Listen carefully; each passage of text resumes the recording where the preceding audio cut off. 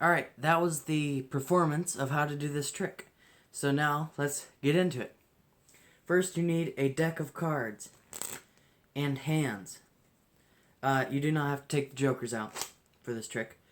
What you're going to do, you're going to dribble the cards like that. So, start in dealer's grip, middle finger, thumb on opposite corners. Apply pressure with the pointer, not ring, that's ring. Apply pressure, let them dribble. You're going to have the other people tell you when to stop. Stop about halfway because you need half the deck for this trick. If you get past halfway, go ahead and just drop the rest. So you're going through, they say stop. Alright, you stop, you show them the card, 9 of clubs. This is where the move happens. You need all your fingers on top, and you need your thumb on the bottom. You're going to pull the card like this.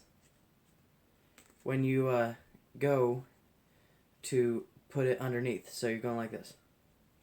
Out and under. So it looks like this. Joker. You're pulling it out and you're sliding it under. Just like that. Pretty easy. Right? Maybe? Okay. Okay, so you're going to go through, dribble, jack of diamonds, you're taking it, you're putting it on the bottom, just like that. Now you're going to put it in a gambler's hold. That's gambler's hold. So it's on the bottom now, and you're going to grab it right there. Just like that. And it kind of looks normal, doesn't it? Just going like that. You have to have the right angle, though, otherwise you'll flash.